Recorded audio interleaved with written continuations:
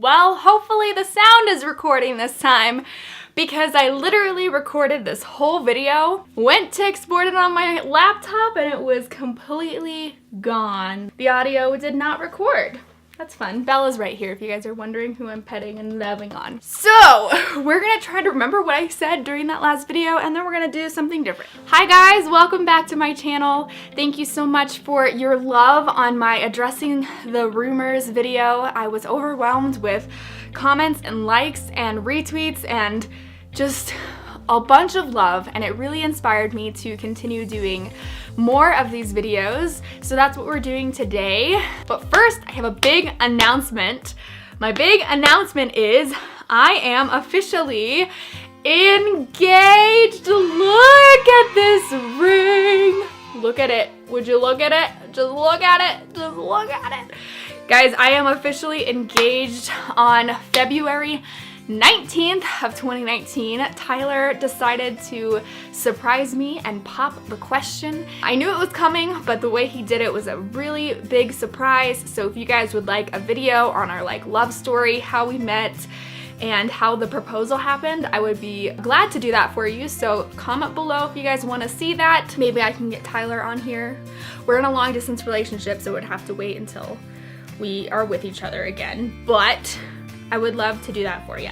So maybe I'll put in the footage from my first time attempting to film this video and then voice over it so that you guys can see how excited I was. I still am so excited for the engagement. I'm so excited to marry this man. He's my best friend and I'm very lucky to be with him.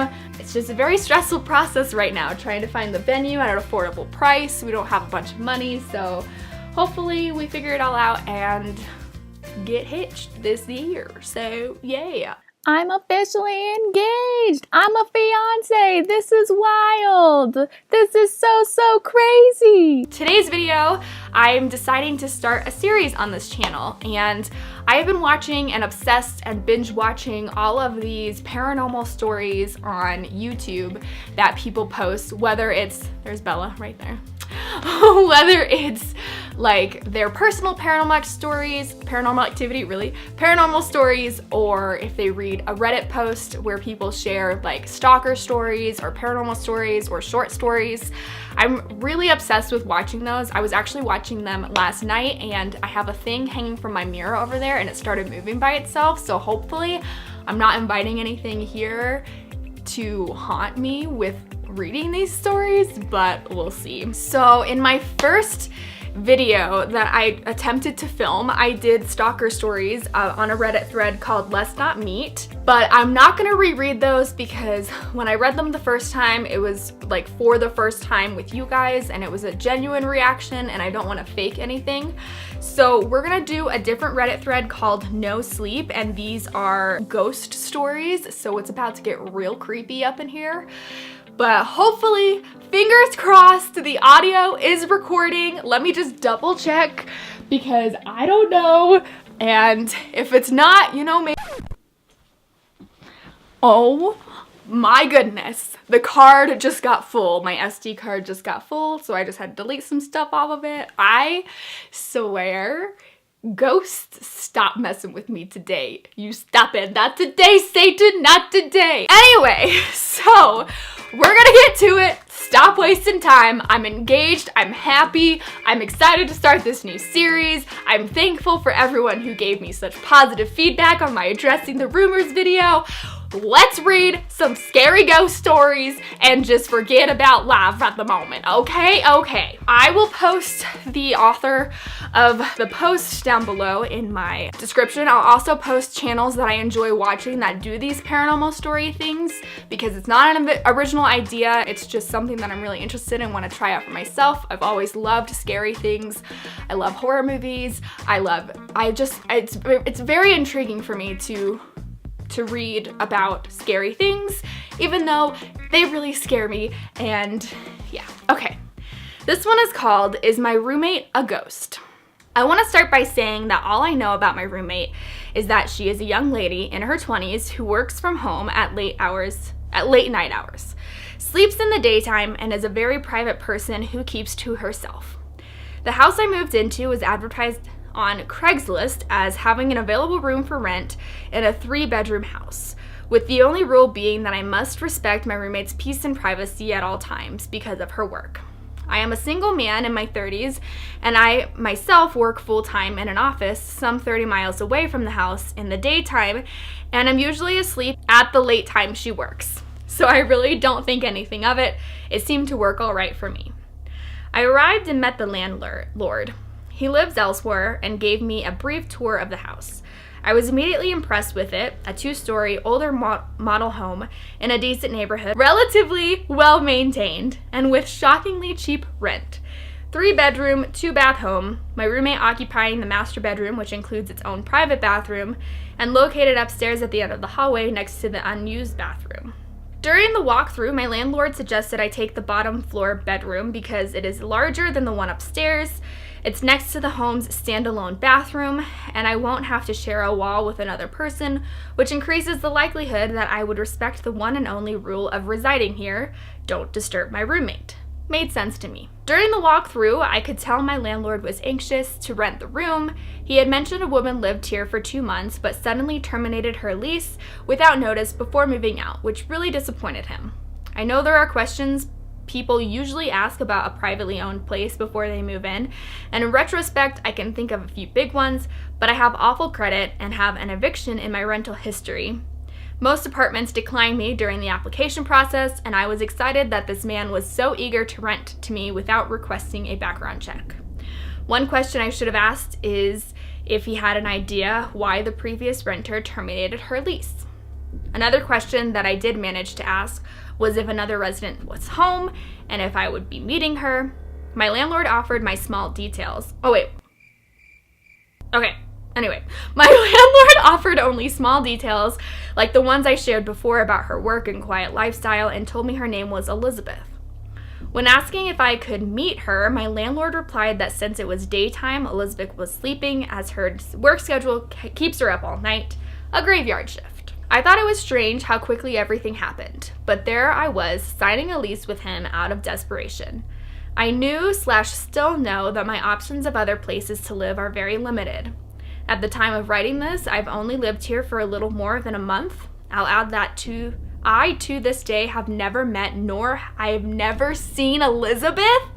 You're living and have a roommate and you've never met them or see them? What? There have been times, especially in the beginning, where I've texted my landlord asking him if he was sure that Elizabeth doesn't stay with her boyfriend half the time, or if he's sure she doesn't have some wild social life that keeps her away, if she has family nearby that she visits for periods of time, etc. I felt the need to ask him these things because though we do live on separate levels, myself on the bottom floor, her on the top, I would imagine I'd hear her down in the kitchen fixing something to eat at some point. Hear her shower running or toilet flush, television. Does she even have a television in her bedroom? I've lived with others before, and it's hard to avoid hearing them do normal human survival things, but I know she lives here because she moves things. Oh no, I just got the chills. I've come home from work in the early evening and she's nowhere to be seen, but my bedroom door is open and there's a blanket from my bed thrown out on the sofa as if someone had taken it from the bedroom and used it. Times where I walked into the kitchen and the table chairs are all moved out of place as if several people had been sitting in them enjoying a meal together while I was gone. I don't even use the table much, and when I do, it's obviously one chair. Also, guys, if you hear snoring, Bella is sleeping in the background, so just let her live her best doggy life, okay? Right about now, you might ask, why don't you knock on her door, show an effort to speak to her? I've done this. I've even knocked on her door late at night when she's supposed to be in there working. It gives me the creeps because I hear nothing. There is no light coming under her door, there is no sound whatsoever, and the door is always locked. Not even the kind of lock where it's just the doorknob. I've even given it a gentle nudge and it's clearly fashioned shut by a separate bolt lock on the door. Leave a note for her asking a question so she'll write a reply. I've done it. I taped it to her bedroom door where it couldn't be missed. I go back and look for it and it's just gone. So she took it off her door but didn't do as was expected by writing a response to my question. I quit telling people in my real life about Elizabeth because the reaction always freaks me out. When I give them these details and they stare at me, waiting for me to tell them I'm only joking, but I never do. I've had people joke around me that she's a spirit, and when I don't laugh with them about it, they get very serious and uncomfortable and even change the subject. When I lived here only a week, I had several coworkers tell me how strange it is that I still hadn't met my roommate. It's now been 6 weeks, and it would be embarrassing to say I still haven't. And so I told them weeks ago that I met her, and it's all normal and fine. Well, if you die and you say, whatever. Anyway, moving on. Even as I write this, the feelings I actually have are rising to the top. The feelings that I have every day when I'm on my way home from work. Will today be the day that I finally see her and I can laugh with her about all of this poop? I explained in my last video that I make up swear words for actual swear words because I don't swear, so you'll come to know this if you stick around. Okay, anyway. Or will I come home to find all the kitchen cabinet doors and drawers open again for no reason? Yeah, that's right. Makes no sense for somebody to do that, especially because nothing was even out of place when she was searching for anything, like she was searching for anything. They were all just different stages of a jar. Halfway open drawer here, completely swung open cabinet door there. What has me writing this now, just 2 weeks before the maximum amount of time that the previous renter could tolerate living in this house, is when she unexpectedly turned off the living room light when I was watching TV last night. Nope. I would leave. I would go find somewhere else to stay and be like, peace out, Satan. I'm not living here anymore. Bye-bye. Yeah, really. That's a new one. I was sitting downstairs where I am right now watching television. One light was on, the only source of light besides the TV screen. The switch to it located just feet behind me, and without hearing her come downstairs, I hear the switch click as it does, and the light shuts off, enveloping me in near complete darkness. I was so startled, I immediately popped up from the sofa and turned around to face nothing but faintly illuminated blackness, and I was able to catch a dark figure quickly moving away into the kitchen. No! I just got the chills. No. I was horrified, and almost as an instinct, I called out, Elizabeth? And then that's when I heard fast footsteps running up the stairs above me, not even logically close to where I saw the shape vanish to. I dashed for the light, turned it on, and briskly walked to my bedroom where I locked my door before staying up all night staring at it in fear. I don't know what to do. I haven't contacted my landlord yet, but I have been considering it. I don't have anywhere else to go, but the motel sounds pretty good about now. Yeah, I would be gone. Ooh, I wonder if the landlord knows. I wonder if he has to know, because if he's never met Elizabeth, maybe conspiracy theory time. Maybe it's the landlord's house and it's haunted and he doesn't want to live there, but he doesn't want to, I don't know, sell it because it means something to him. Maybe it's his dead wife. Maybe it's the landlord's dead wife and he doesn't want to sell the place, but he also doesn't want to live with it because it's creepy. So he's renting it out to make money. You know, conspiracy theory, new channel right here. Conspiracy theory, RayforRachel, let's go. Ooh, Shane Dawson, let's go. Hey, what's up, you guys? That was a really good story and really creepy. We'll read one more since that one was pretty long, and then we'll end the video there. So this one is called Don't Play Those Little Scary Games / Rituals You Find Online by mrKllanison. It'll be in the description. So this thing happened to me last night. For a little background info, I've been getting into / practicing witchcraft for about 3 months now. That's your main problem, dude. All right, anyway. Or something like that, but nothing big. And I was on a site with games / rituals for beginner witches, so I wanted to try one of them. So let's get into the story.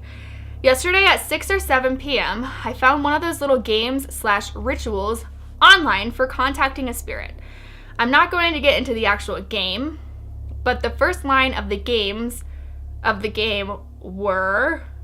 I'm not going to say this because I don't want to have anything happen to me, so I'm going to put it on the screen right now. Okay. I forgot to do that, but I did it anyway, so I started the game with the simple, is anyone here? And the candle moved to no. But it didn't move a little.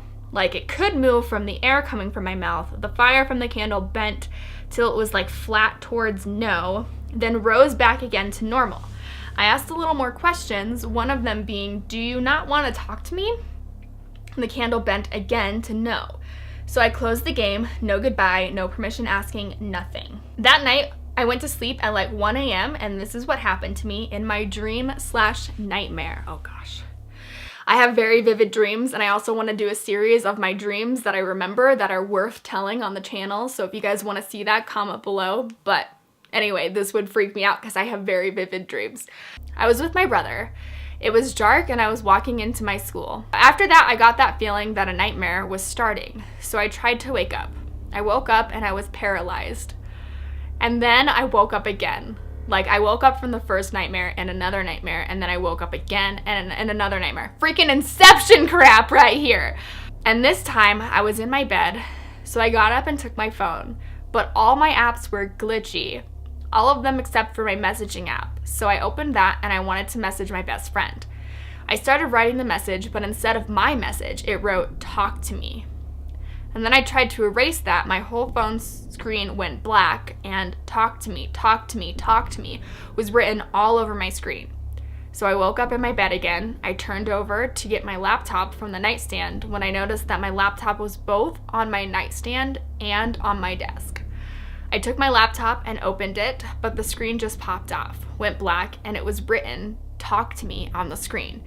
After that, I screamed "no" and forced myself to wake up. Finally, I woke up for real at like 1:30 a.m. So this whole thing happened in only 30 minutes. And I couldn't go back to sleep that night. I kept feeling like I was watched and like someone else was in my room, sitting on my desk chair. I stayed up till 6 a.m. In conclusion, don't play those little games/rituals you find online. And if you do, be careful and do it right. Yeah, the moral of the freaking story is don't open that door. Don't try to communicate. Like, just don't. Like, don't! It's not that hard. Just live your life.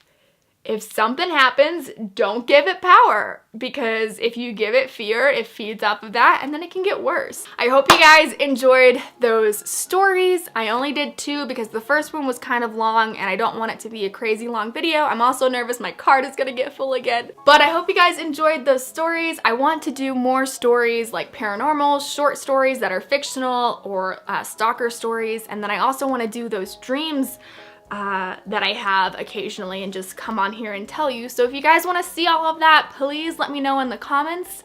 Also, you can let me know by liking the video. And yeah, I hope you guys enjoyed the video. I will see you guys when I see you. I'm engaged, in case you forgot. It's right there. Just look at that ring. Just look at it. Just look at it. Would you look at that? Would you look at that? And this was actually the shirt that I got proposed to in. So the office is forever part of my love story. So that's really exciting. Anyway, I love you all. Have a wonderful day. I hope, please, the audio recorded. And Bella says bye to you, and I will see you guys again in my next video. Bye, guys. Please, please, please, please, please. Bella, what are you doing, baby girl? Okay. Relatively I quit telling people about my real life